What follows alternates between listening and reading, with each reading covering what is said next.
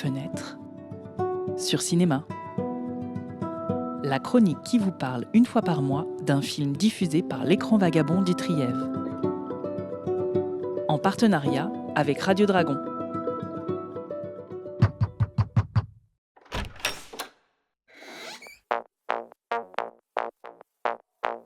Warm rain shower turns me on. Le second film. Ah là là là là. Pour ceux qui réussissent déjà à passer l'étape du premier, très vite vient la question de la suite à prendre. Assurer et reprendre la même recette ou surprendre et montrer autre chose, au risque de tout perdre. Pour Hubert Charuel et sa collaboratrice Claude Lepape, c'est peu dire que l'attente était forte après le succès de Petits Paysans. Vous vous souvenez forcément de ce film, sur un jeune éleveur dont le troupeau de vaches était atteint d'une mystérieuse maladie et qui faisait le choix de tout dissimuler pour éviter que son troupeau n'aille à l'abattoir. Eh bien, 8 ans après, voici donc leur second long métrage, Météore. Et j'ai forcément plein de questions à leur poser. Météore est l'un des films que l'Écran Vagabond vous propose en novembre dans les salles du Trièves, et c'est celui dont j'ai choisi de vous parler ce mois-ci. At full throttle. Not that subtle. Bonjour Hubert, bonjour Claude. Bonjour. Alors, évidemment, c'est impossible de ne pas parler d'abord de Petits Paysans. C'était un des hits de l'année 2017 dans la catégorie premier film. On connaît tous l'histoire de ce film tourné dans la ferme de tes parents, Hubert, jusqu'aux 3 Césars et 600 000 spectateurs. Et ça ne s'arrête pas là parce que viendra un 52 minutes en mode documentaire juste après, Les vaches n'auront plus de nom.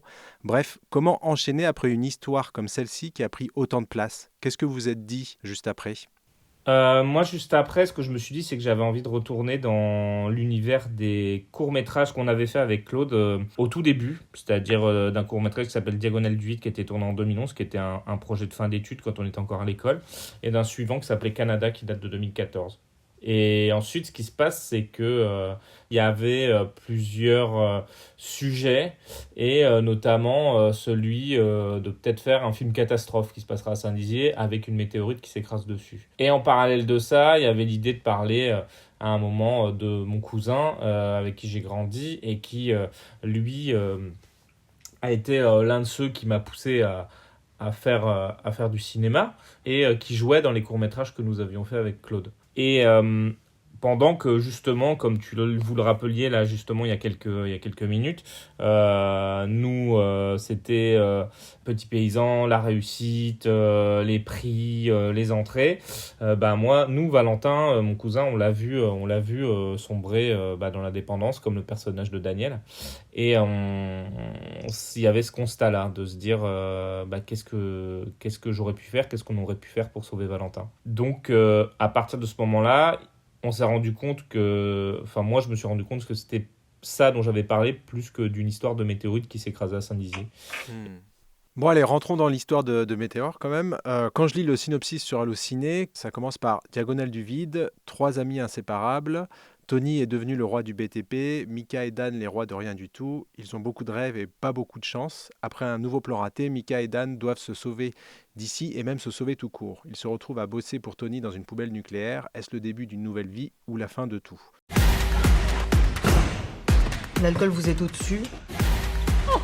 Donc avec le cannabis, le permis, c'est au revoir. Quoi ? Autre chose, Arrête. une personne vous accuse du vol de son chat. Mec, Qu'est-ce que tu fais?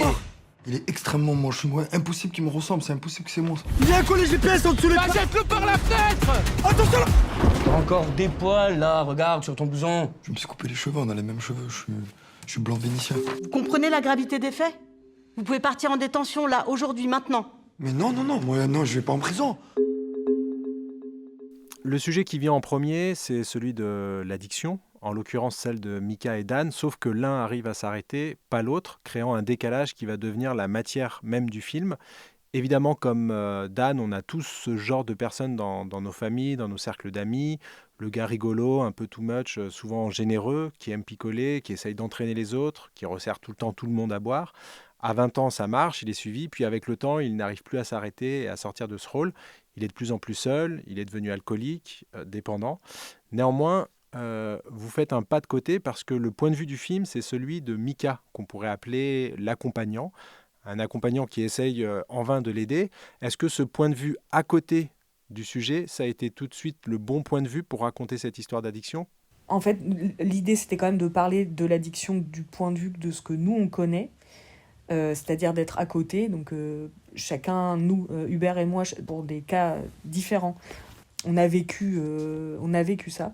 Et du coup, c'est ça qu'on voulait raconter, pas parce que c'était la position forcément du témoin qui nous intéressait dans ce qu'il peut ressentir, mais plutôt dans la façon de se dire, en fait, nous, on ne sait pas, et je pense qu'on ne peut pas savoir ce que ressentent les gens qui sont addicts et qui ne peuvent pas s'arrêter de boire, et qui savent qu'ils devraient s'arrêter et qui ne peuvent pas s'arrêter de boire. Et cette chose extrêmement clivée sûrement de déni et de lucidité tout le temps, en fait, on ne sait pas ce que ressent Daniel ou les gens réels que nous on connaît quand ils sont tout seuls. Je ne veux pas avoir l'air de savoir parce que vraiment je ne sais pas. Et qu'on s'est dit, si jamais on est dans le point de vue de Daniel, on va être obligé de répondre à des questions dont on n'a pas forcément envie de se poser ces questions-là, et surtout on ne connaît pas les réponses et on ne veut pas prétendre les connaître. Donc c'est pour ça qu'on s'est dit depuis le départ, c'est le point de vue de Mika qui nous intéresse parce que c'est ça qu'on a connu et qu'il y a des choses qu'on veut traduire de sentiments de culpabilité, d'impuissance, de présomptueux en se disant qu'on peut aider alors qu'en fait on peut pas, de croire qu'on sait et alors qu'on sait pas, enfin tout ça. Et le fait que de toute façon on voulait pouvoir regarder Daniel comme Mika, c'est-à-dire que le spectateur puisse voir Daniel et être dupé pareil ou être déçu par lui comme les Mika. Donc c'est pour ça que pour nous c'était impossible de prendre le point de vue de Daniel et qu'on voulait vraiment le raconter depuis le point de vue de celui qui croit et qui sait pas. Alors comment on écrit, comment on filme des personnages dans des situations si difficiles sans regarder par-dessus, sans les juger, sans les enfermer dans une forme de misère et au final de se moquer d'eux, parce que parfois ça tient vraiment à un fil. Il y a pas mal de situations, moi que j'ai beaucoup aimé, mais où on ne sait plus s'il faut en rire, s'il faut en pleurer, s'il faut être énervé par rapport à ça. Est-ce que vous vous êtes donné des limites pour ne pas tomber dans un mélo un peu crapoteux qui pourrait très vite arriver en traitant ce sujet de l'alcoolisme ? De toute façon, et ça, il y a quelque chose qui est peut-être un peu proche de Petit Paysan aussi, c'était quand vous dites justement à quel moment on doit rire, à quel moment on doit pleurer. Parfois, c'est dans la vraie vie, c'est pas si... il y a toujours du drame dans les moments comiques et il y a toujours parfois, il y a de la comédie dans les moments aussi dramatiques, quoi. Des fois, dans des moments extrêmement désespérés, comme je disais, de discussion avec mon cousin, il y avait des échanges drôles qui pouvaient, on en parlait encore il y a quelques jours avec Claude. Il y a un moment, moi, mon cousin, il m'a dit, en fait, ce qui est d'ailleurs dans le film, c'est-à-dire, à un moment, il m'a dit, donc il parlait de ses soucis d'addiction, et de ses d'addiction et de ses soucis d'argent, et où il mélangeait les deux en disant, mais voilà, mais si je bois, c'est parce que j'ai des problèmes d'argent, donc si je règle mes problèmes d'argent, je vais finir par avoir de problèmes d'alcool. Je prends des gros raccourcis. Et donc, à un moment, il me dit, j'ai trouvé un moyen de régler mes problèmes, c'est de faire un go fast. Et donc, en effet, de faire un go fast alors qu'il n'a plus de permis, tout ça. Alors, il dit, mais de toute façon, je n'ai pas besoin de permis pour faire un go fast. De toute façon, si je me fais arrêter, en gros, c'est fini. Donc, il dit, mais de toute façon, je n'aurai pas de problème. Et donc, il y avait un moment où j'ai dû passer, mais vraiment, c'était 1h30 de discussion pour essayer de lui expliquer pourquoi c'était pas une bonne idée de faire un go fast vu sa situation. Où à un moment, j'ai fini par dire, mais tu ne peux pas faire de go fast, mais parce que tu n'as pas de chance. Il m'a regardé 10 secondes sans rien dire. Et d'un coup, mais il a eu un fou rire de 10 minutes. Et même moi, ça m'a pris parce que même nous, on était bien obligés de se dire que, en fait, on pouvait parler pendant 1h30 des arguments de pourquoi ça marcherait et marcherait pas. Et c'est là qu'il a commencé à dire, ouais, c'est vrai. Ouais, peut-être c'est vrai, en fait. T'as raison, faut peut-être pas que je fasse ça. Et en fait, la réalité, elle colle à la fiction de ce point de vue-là aussi. C'est-à-dire que c'est jamais toujours très drôle, c'est jamais que triste. Donc c'est quand même une vraie béquille d'une certaine manière, une manière justement de pas sombrer complètement, quoi. Et donc ça, c'était hyper important. Et en même temps, il fallait garder quand même cette tristesse et pas tout traiter, comme vous dites, avec du surplomb et pas prendre les choses à la légère non plus, puisque c'était des sujets graves. Et puis nous, ça a été un vrai travail. Déjà, l'écriture, on le savait. Nous, on a toujours dit avec Claude, et c'était déjà le cas sur tous nos projets, c'était si ça fait rire, écoutez, que ça fasse rire, mais on n'écrit aucune scène n'est écrite à la base pour faire rire. Mm. C'est jamais le point de départ. Il n'y a jamais un point de départ où on se dit, jamais on se dit, on va faire une comédie. Mais c'est sûr que sur l'alcoolisme, comme le but en tout cas, une des premières choses pour lesquelles on a fait ce film, c'était de même pas parler de l'alcoolisme, mais de parler de certains alcooliques et de faire un portrait de gens. Et donc, comme il y en a un dont c'est vraiment très inspiré, c'était aussi ça notre limite, entre guillemets. Mais donc, ce qu'on voulait, nous, c'est quand même quelqu'un qui ait ce genre de personnalité et que nous, on aime énormément. Donc, je pense que ça aurait été la pire chose de se rendre compte que soit on se moquait trop de lui, ou soit on le regardait avec un jugement. Enfin, nous, tout le film, c'était pour dire, en fait, les gens qui disent nanana, les alcoolos, les machins, quand on veut, on peut, il suffit de se secouer un peu et tout. Le film a été fait pour ça, pour montrer que non, en fait, c'est pas une question de il faut se secouer ou pas, et qu'il y a des choses qui sont un peu plus compliquées que ça, et que la volonté fait pas tout, que l'amitié ou l'amour fait pas tout, et que c'est des choses qui restent quand même très très mystérieuses, et qu'en tout cas, voilà, on peut pas les cerner. Voilà. Donc il y avait l'idée qu'on voulait faire des personnages, notamment Daniel, mais aussi Mika, qui soient pour nous beaux, nobles, et qui soient des gens qui soient justement pas mesquins, qui soient des gens très beaux, parce que c'est aussi inspiré de gens qu'on connaît et dont on voudrait vous montrer leur beauté. Donc du coup, c'est sûr que l'idée, c'était évidemment pas de les regarder de haut, quoi. Ça, c'est sûr.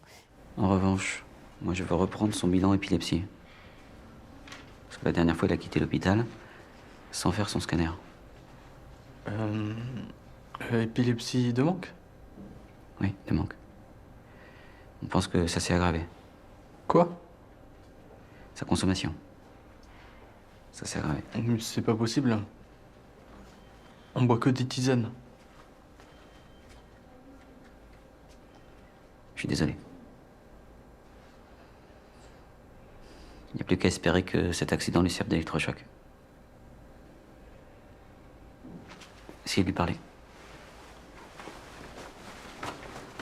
Le second sujet du film, c'est celui des déchets nucléaires, très peu montré au cinéma, aussi parce que tout simplement, pas si évident que ça à mettre en scène. Je me rappelle vaguement de Grande Centrale de Zlotowski, mais j'ai aucune image qui me reste. En fait, jusqu'à ce qu'il y ait la série de Tchernobyl, je pensais d'ailleurs que la radioactivité, c'était quasiment infilmable.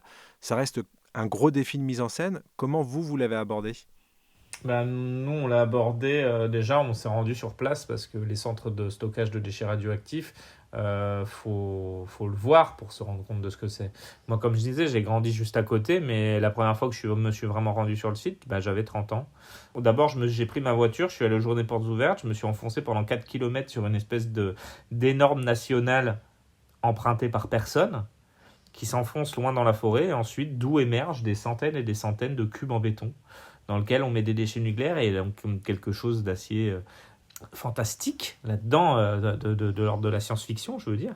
Et après, ce qui est extrêmement troublant aussi, c'est la manière dont on parle aux gens et de voir le niveau de communication. Et en effet, toutes ces phrases autour de les bananes, c'est radioactif, tout ça, sont des choses qu'on a vraiment entendues, nous, pendant ces balades-là. Donc tout de suite, moi je sais que j'avais pris des photos là-bas et qu'il y avait quelque chose en effet d'extrêmement graphique, d'extrêmement cinématographique dans ces blocs-là. Donc ça traduisait aussi le constat aussi de Mika qui se réveille finalement, qui sort de la fumée et qui prend conscience, comme moi je l'ai fait quand je me suis rendu compte que en fait ma Haute-Marne que j'aime, en fait elle est aussi gangrénée par des problèmes sociaux, que en fait si moi je passe ma vie aussi et quand on va dire sur 20 de mes copains on est au moins 15 à se dire on veut se barrer d'ici, en fait c'est aussi parce que ici n'a pas grand chose à nous offrir, et que ça c'est parce qu'en fait on est une ville qui a profondément perdu, et donc et que en fait d'un coup pourquoi ces poubelles nucléaires sont ici, en fait on se rend compte aussi que c'est aussi une forme d'injustice. C'est grâce à la qualité des sols, diront les agences nationales qui gèrent les déchets, et c'est à cause de la désertion du territoire et aussi de ces problèmes économiques que ces choses-là arrivent ici. Et de l'absence de pensée collective aussi. Et en effet, de l'absence de pensée collective. Et moi, je pense qu'en effet, l'implantation des sites, et c'est exactement dit comme ça, c'est qu'il y a quand même une forme de résignation et qu'il n'y a pas de collectif. Donc en effet, c'est plus facile d'installer ces sites-là qu'en Bretagne, par exemple, où il y a encore un vrai esprit de collectif, on va dire. Et donc, il y avait ça. Et puis, pareil, je suis allé visiter le site de Bure. Et là, pareil, j'ai pris une claque sur ce que c'est, en effet, on est à côté de trois vaches et au milieu des champs, on voit rien. À Bure, on voit rien, puisque tout est en sous-sol. Et il y a un truc de vraiment, tout est profond, quoi. Et donc, cette idée, évidemment, que d'un coup, il y avait l'idée de se dire, avec Claude, et d'un coup, on a déterminé un peu l'histoire comme ça, c'est-à-dire de faire un parallèle entre ce que subit le territoire et ce que subit le personnage de Daniel. On a parlé du sujet de la dépendance, puis celui des déchets nucléaires, mais s'il y a quelque chose qui traverse le film dans son entièreté, c'est les relations masculines, qui est montré avec beaucoup de tendresse et de finesse.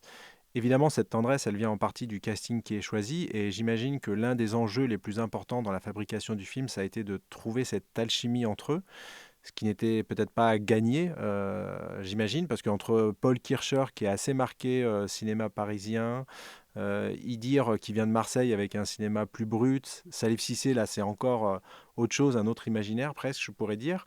Et pourtant, au final, pour moi en tout cas, ça marche.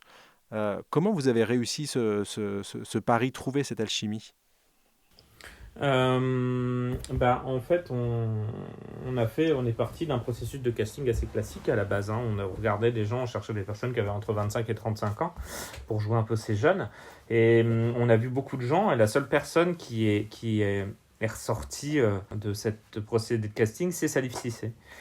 Et en fait, Salif, en même temps, était finalement le personnage. C'est celui qui peut-être était... Enfin, je sais pas comment dire, mais on a aussi mis beaucoup des acteurs, finalement, aussi, de leur personnalité, de ce qui nous plaisait dans les personnages. Parce qu'en fait, à la base, le personnage de Tony, il était beaucoup moins malin que celui que vous voyez dans le film.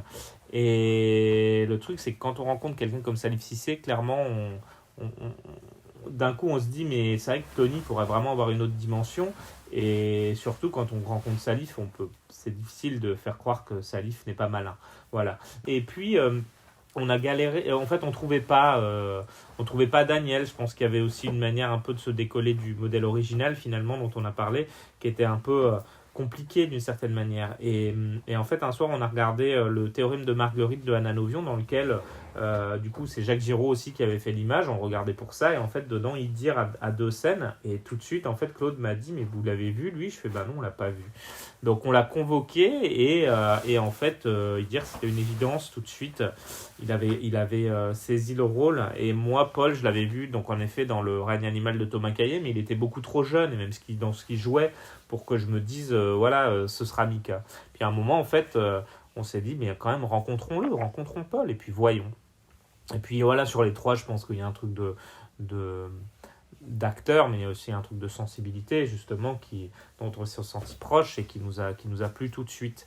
Et voilà, c'est des gens qui pensent vraiment les personnages, qui se demandent vraiment à tous les niveaux, qui travaillent vraiment leurs personnages en amont, pendant. Et ça, c'était extrêmement précieux pour nous. Et nous, ce qu'on avait dit, c'était il faut qu'on trouve une manière de travailler cette alchimie, parce que comme vous l'avez souligné, ils n'avaient rien à voir en commun. Et on a fait quelques jours de répétition, et en fait, on s'est rendu compte que là, il y a une alchimie qui naissait entre eux, qui nous dépassait un peu d'une certaine manière. Pendant le tournage, surtout, il s'est passé que les trois se sont rapprochés, et encore plus Idir et Paul. Et en effet, tout le monde avait ses logements à Saint-Dizier, mais nous, on vivait juste en dessous de chez Idir Azougli, et il y avait, dès que les journées étaient terminées, Paul vivait chez Idir.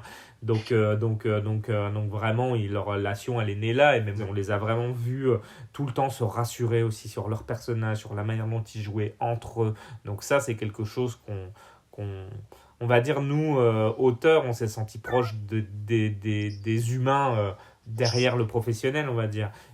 Mon Piquet, tu veux que je te sers un verre de Sky? Viens. Arrête, stop. Vous avez des hobbies? Moi, j'aime les animaux. On va partir à La Réunion s'occuper des chiens dans un chenil. On a besoin d'un contrat de travail. Tu penses que tu pourrais nous prendre avec toi sur les chantiers? D'analyse toxicologique propre, d'accord? Vous avez 6 mois pour faire vos preuves. Bienvenue, Agence nationale de gestion des déchets radioactifs. On prend pas de radiation, là. Ça craint rien. On a ça de La Réunion. Les gars, venez. Dan, arrête. Je vais glisser. Arrête, toi. Tu vois rien dans la tête des gens. Tu vois rien. Tu vois zéro. Je veux plus. J'y arrive plus. C'est tout. Faut que tu t'engages à plus faire travailler Daniel. Tu crois que ça va aider Daniel, ça? Ce qui va l'aider, c'est qu'on se barre d'ici. Vous allez jamais vous barrer d'ici, tu le sais très bien. T'es jaloux de nous, en fait. Moi, je suis jaloux de vous, moi. Ouais.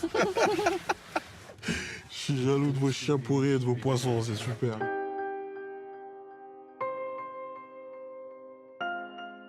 Alors ce mélange des genres, cette sensation de brouiller les pistes et de surprendre, on la retrouve finalement dans le titre, Météore. Donc c'est le nom d'une bière, c'est aussi le background dans la chambre de Mika avec quelques posters astronomiques, il me semble.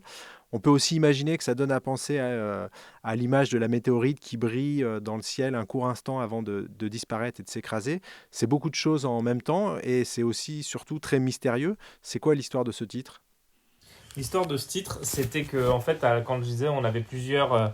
Au début, on avait plusieurs films dans le film, et à la base, le film était un film catastrophe avec une chute de météorite. Et comme je disais, on a développé cette histoire de film catastrophe, mais ça prenait trop le pas sur les personnages qu'on avait envie de développer. Donc, on a retiré cette histoire de météorite, on s'est concentré sur les personnages. Et plus on avançait, plus on a l'impression que Météore correspondait à ces personnages. Que finalement, les météores, c'était E3, c'était ces espèces d'objets lumineux dans la nuit, et puis peut-être plus particulièrement le personnage de Daniel, dont la trajectoire semble être celle d'une chute, et qui est une espèce d'objet céleste comme ça, qui va très vite et qui brille très fort, mais pas très longtemps. Et donc il y avait cette idée-là, puis pareil, il y avait le symbole de leur amitié, c'est-à-dire que c'était quelque chose d'extrêmement dur et extrêmement soudé, et à force de friction, à force de frottement, finissait par un peu se fissurer et risquait d'éclater. Et en effet, enfin, il y avait, vous l'avez mentionné dans votre question, mais il y avait aussi un lointain rapport avec la marque de bière Météore. Alors, dernière question, le film, il était très attendu, en tout cas moi je l'attendais depuis un moment. D'ailleurs, le distributeur sur l'affiche, il fait référence avec ce commentaire de Télérama, retour réussi pour le réalisateur de Petit Paysan. J'imagine le nombre de fois qu'on a dû vous demander, et le prochain, il sort quand ? Alors maintenant que c'est fait, c'est quoi votre sentiment ? Une forme de soulagement peut-être ? Oui, une forme de soulagement, une forme de... surtout en effet, quand on a été sélectionné à un certain regard, il y avait aussi une forme de... On s'est senti... et puis quand on lit aussi, forcément, là aussi, je parle beaucoup avec les spectateurs, et on sent que à la fois les gens sont troublés, ils ne s'attendaient pas à ça, et du coup sont surpris aussi dans le bon sens, c'est-à-dire je ne m'attendais pas à être aussi ému, d'une certaine manière. Et donc ça, c'est extrêmement satisfaisant pour nous. Et puis il y a aussi le soulagement, il est de se dire... franchement, passer le mur Petit Paysan, dans toutes les attentes qu'il a générées et aussi l'objet solide qu'il représentait, fallait un peu passer au travers. Et ce que je disais à Claude, c'était un peu ça, c'est de toute façon, voilà, il y a un endroit de notoriété, de succès, et pareil aussi, ce qu'on disait, c'est que c'est marrant parce que Petit Paysan, les années passant, on rend compte qu'il y a comme une espèce de mythologie, c'est-à-dire que d'un coup, Petit Paysan, des fois, les gens, quand on parle, même, franchement, je vous jure, des gens qui en effet avaient pas forcément un avis aussi dithyrambique disent « Ah ouais, c'était vraiment incroyable, Petit Paysan ». Alors je me dis, mais en fait, en vrai, au moment où c'est sorti, c'était pas exactement ce que vous en disiez. Mais les années changent un peu la réalité sur le film dans un sens, et ça, c'est un peu troublant, et ça, on y est pour rien. Et donc, comme je disais à Claude, je fais l'idée, c'est faut passer le mur de Petit Paysan. On a le sentiment d'avoir survécu. Après, avec beaucoup d'angoisse et quand même aussi des blessures, il faut le dire, parce que forcément, il y a eu aussi, et c'était certain, mais certaines personnes qui s'attendaient à retrouver Petit Paysan ne s'y sont pas retrouvées. Et donc, on le savait. Et par exemple, moi, je vais te dire un truc, c'est que on a aussi senti quelque chose qui s'est passé après Petit Paysan, c'est « Ah, mais ça, c'est le paysan qui a fait un film. » Et il fallait sortir de ça. Là, maintenant, on a posé les jalons on n'est pas paysan, on fait des films. Et donc, on va en faire d'autres. Et en effet, on ne va pas rester dans ce milieu-là. Et on fait autre chose. Donc, là-dessus, on est soulagé. Eh ben, merci Hubert, merci Claude. Et j'espère qu'on n'aura pas 8 ans à attendre pour le prochain. on est d'accord là-dessus aussi. Eh ben, merci beaucoup, Julien. Météore d'Hubert Charuel et Claude Lepape est un film touchant, parfois drôle, parfois tragique, mais qui a toujours le souci de faire ce pas de côté, qui le sort du tout venant des films qui sortent au cinéma, dont on sait trop souvent à l'avance où ils nous conduisent. Ce film sera diffusé dans les salles du Trièvre à partir du dimanche 16 novembre 18h30 à Mins, lundi 17 20h30 à Sinard, mercredi 19 17h30 à l'Allée, vendredi 21 20h30 à Monestier et même jour, même horaire à Clair. A noter que ce soir-là, à Clair, exceptionnellement, la séance sera suivie d'un échange et d'un débat avec une spécialiste en addictologie. Ensuite, le samedi 22, 20h30 à Saint-Jean-des-Rangs, dimanche 23, 17h30 de nouveau à Clayle, et enfin, dernière séance, le mardi 25, 20h30 à Vif. Vous pouvez retrouver tous ces horaires, toutes ces informations sur le site écranvagabond.fr, et également pour tous les autres films projetés par l'Écran Vagabond durant ce mois de novembre. Enfin, vous pouvez retrouver une version intégrale de cet entretien afin de rentrer davantage dans ce film et prolonger votre expérience de la salle sur la page YouTube de l'Écran Vagabond. Je vous remercie pour votre écoute et n'oubliez pas que le cinéma, ça se regarde au cinéma.